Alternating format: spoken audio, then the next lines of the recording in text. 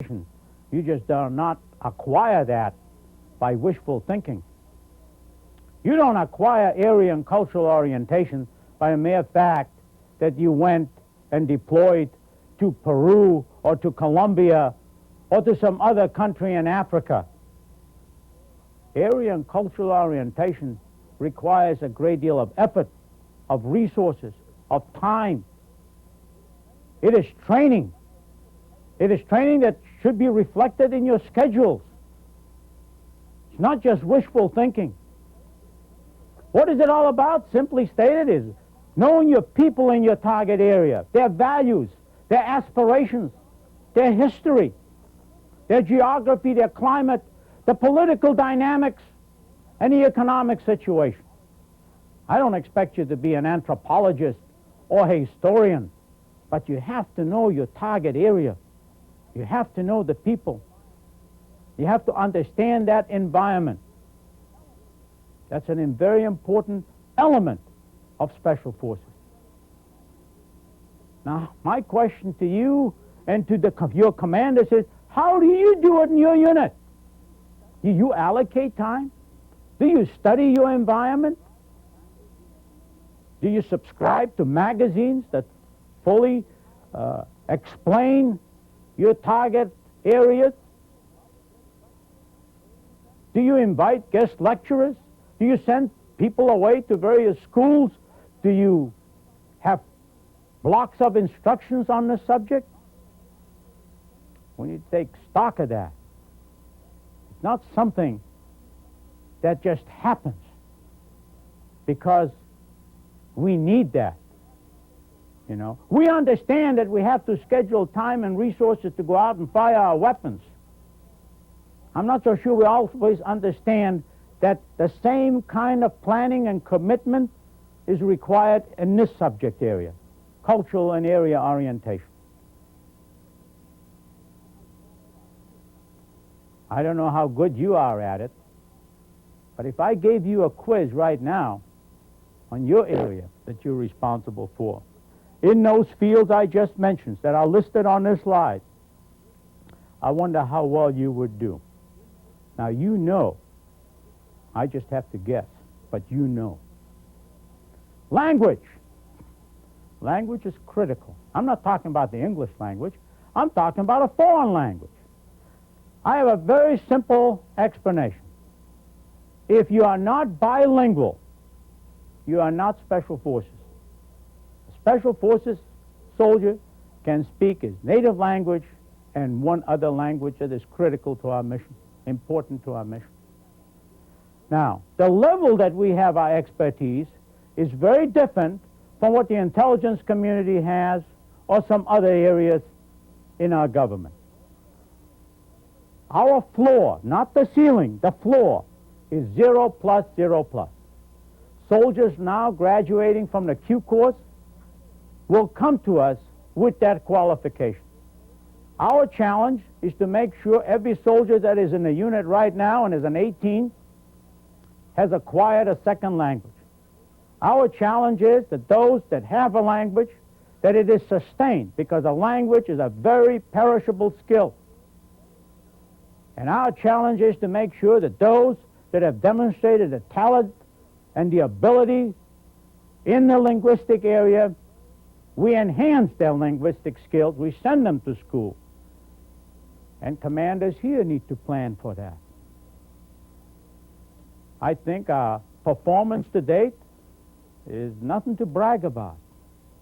We've been working these issues for many, many years. The truth of the matter is that about 30% of our community is carrying the ball in this field.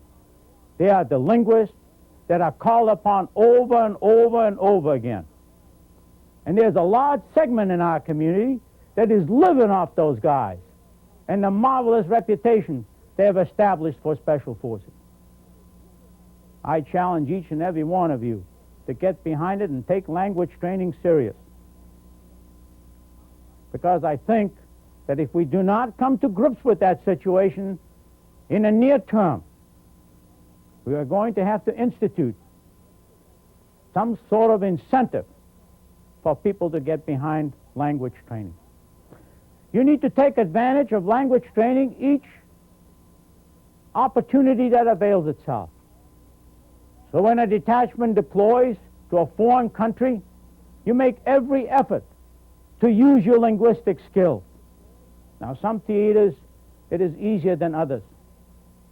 In Southcom, for example, for the 7 group, who has the best statistical status in a linguistic area, it is a little easier because Spanish is spoken throughout the entire theater. It's a very homogeneous theater, mostly Catholic, mostly Spanish.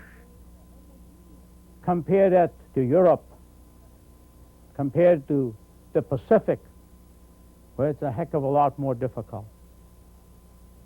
The Middle East, the languages are very difficult for us sometimes to learn. The bottom line is, I know the challenge for some is easier than for others, but the fact remains we all have to demonstrate a hell of a lot more progress than we have to date. Language. Interpersonal skills, that's all still part of that cover I'm talking about. Interpersonal skills. You're not born with that. Well, by now you're probably saying, what the heck is interpersonal skills?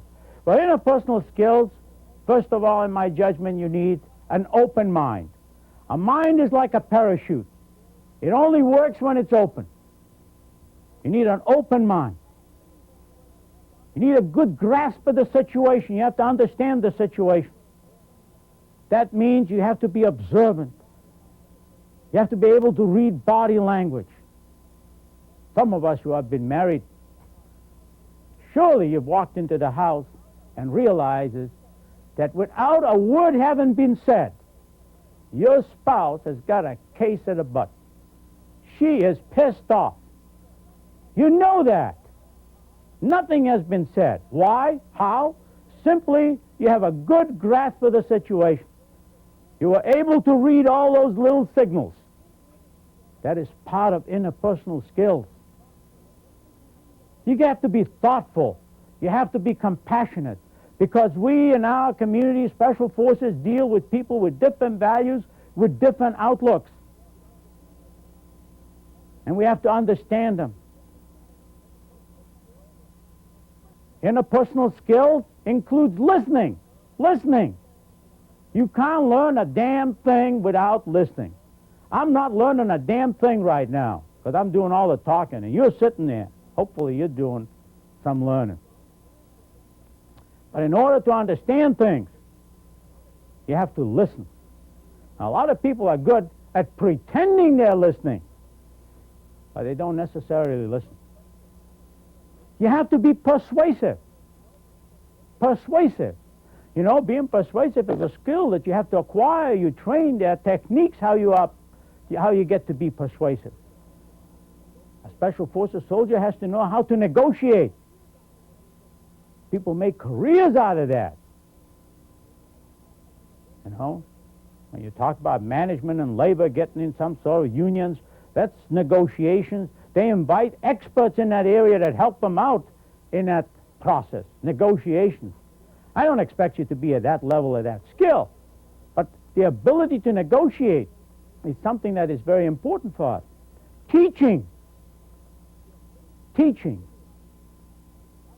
Being able to understand the other individual's mental capacity, their linguistic barrier, his technological frame of reference, and then teach him to do certain things requires special skills. Anybody can stand up there and parrot things. You can get a damn computer. You can get a cassette to do that. You don't need you. But to teach effectively, that's what Special Forces is all about. Language. I'm not talking about a foreign language. I'm talking about the English language. I know people that talk to me in English, and I don't know what the hell they're talking about. For the simple reason is what their tongue and their brain is disengaged. Those are the interpersonal skills I'm talking about. You know, quite frequently people will talk about force multipliers. Now, what do you think force multiplier is for Special Forces?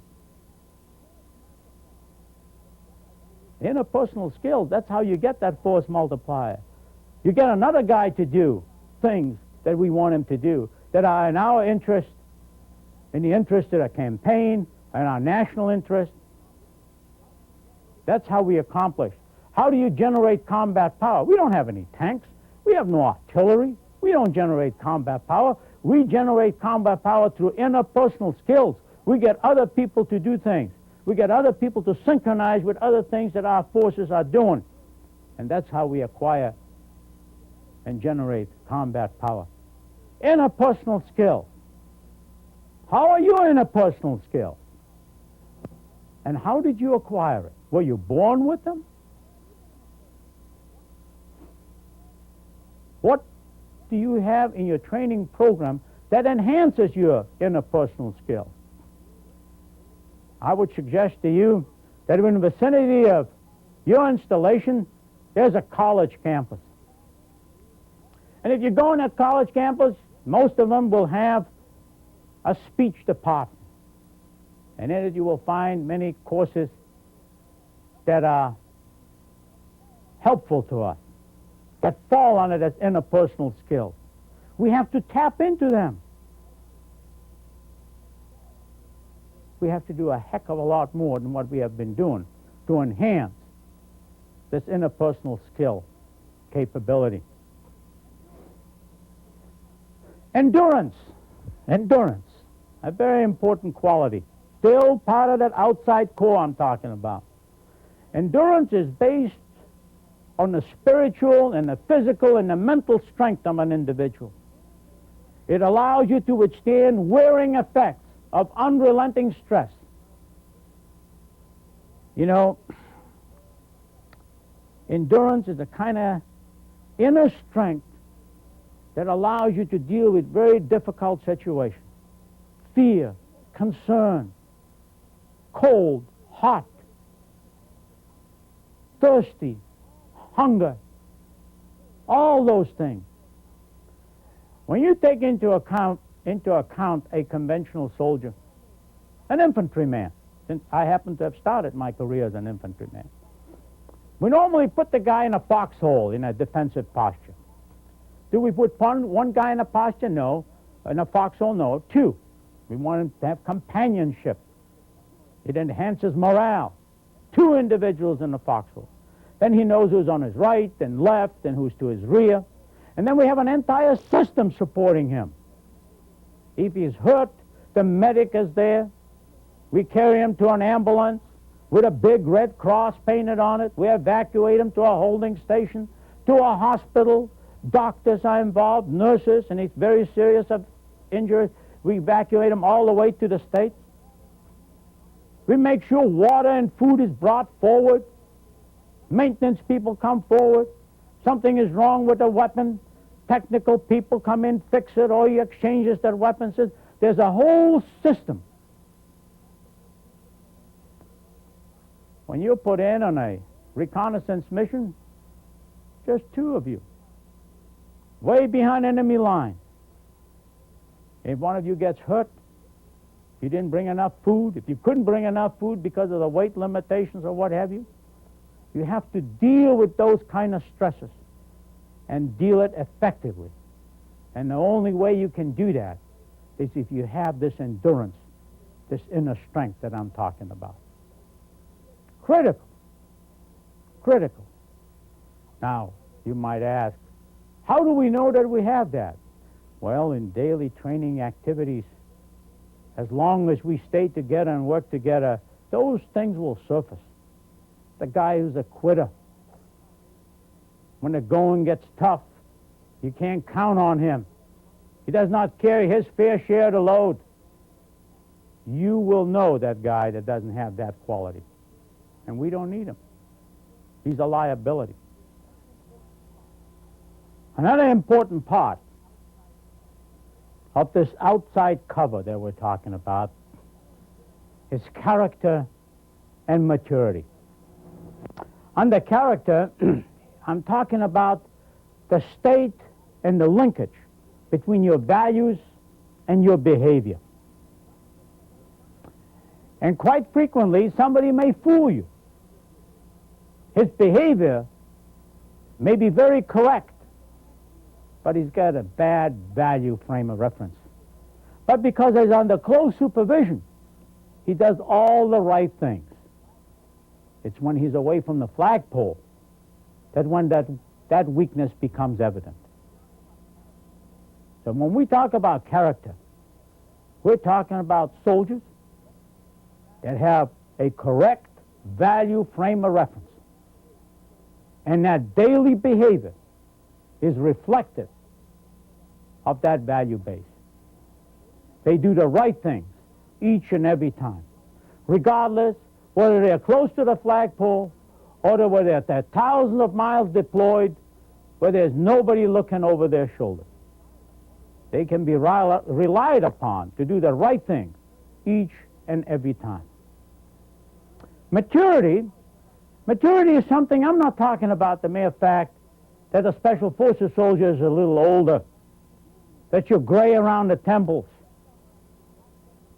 That's not what I'm really talking about. You know, a soldier in a rifle platoon, in a Ranger regiment, is normally about in his 20s. In a Special Forces unit, the average age is 31.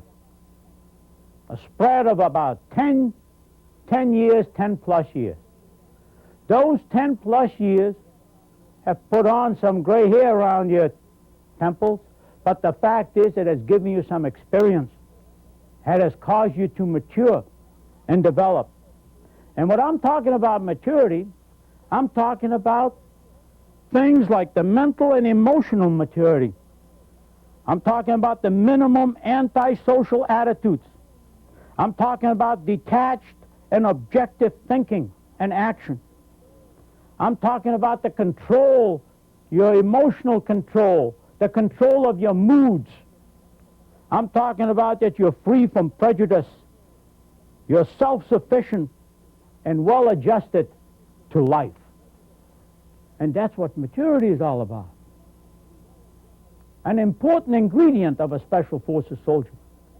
We may have only a half a dozen in a country representing the United States. We want that ambassador or that country team with whom you are working with to feel comfortable, to have trust and confidence in your ability to do your job, and the fact that you're mature enough to carry that responsibility. Now, how do you acquire those things? How do you know you have this maturity? You know, I wish that we had some sort of a gadget, a compression gauge, that you sort of stick up somebody's rear and get a reading, and you say, yes, this individual is all right. We don't. It's an imperfect field. But I'll tell you, if you watch an individual long enough and close enough, you will see that. Those qualities will surface. Those weaknesses will surface. And we have to have the self-discipline in our community to weed those people out that do not measure up. And now I think, I hope at least, that you understand, I am concerned about this outside cover because it's difficult to institutionalize. It's intangible. And our effort with some of those things has been a hit and miss proposition. We have the Q course, we have the warfighting skills pretty well ingrained in our academic and organizational training strategies. But some of those other things I'm talking about, the cover, we have not been able to wrap around that issue and produce and measure the results to my satisfaction. And so I challenge each and every one of you to focus on these areas. And remember, these are the three elements that make up a Special Forces soldier. If you do not have those qualities, if you do not have all those skills that I'm talking about, you may be a very good infantryman. You may be an excellent commando unit, but you're not a special forces detachment or a special forces trained individual. That is the critical part. It's when you take an individual that has all three of those ingredients I'm talking about, and you put him in an ODA, an operational aid detachment, and he contributes with his specialty, works as a team, and you get the synergy out of it. Then you have a Special Forces Operational Aid Detachment in its fullest sense. And so what I'm telling you is, they're out there in each group, 54 ODAs, detachments, and then there are detachments. There are those that live up to the standard that I'm talking about, and there are those that are still struggling with it. And we have to make sure that everybody gets up there and everybody's trained in all those skills that I've been talking about. Well, we talked about the environment, the challenges. We talked about what's in store for Special Forces. We talked about our mission. We talked about the composition and the qualities we're looking for in Special Forces soldiers. And I would like to turn, last but not least, and talk to you about my philosophy of command. Because as long as you are in Special Forces, in Special Forces Command, somehow this philosophy, in some shape or form, is going to touch you. And what I'm really looking for is for you to support and ensure that this philosophy is part of your frame of reference and is part of your organization. Because then I know I will be able to manage and command the Special Forces Command effectively, when you believe in it, when you support it. Now, what are those things that make up my philosophy? I'll just go through it real quick in sort of a telegraphic manner, because most of those things you will recognize and you will understand. First of all, it is based on a respect for the individual. As I mentioned earlier, we're not a high-tech, equipment-oriented organization. It's people, what Special Forces is all about. And people deserve the respect and consideration as human beings. I value team effort. No go-it-alone type thing. You contribute to the team. You're part of a team. And you must understand your role and the contribution you make in that team. I'm concerned about managing time.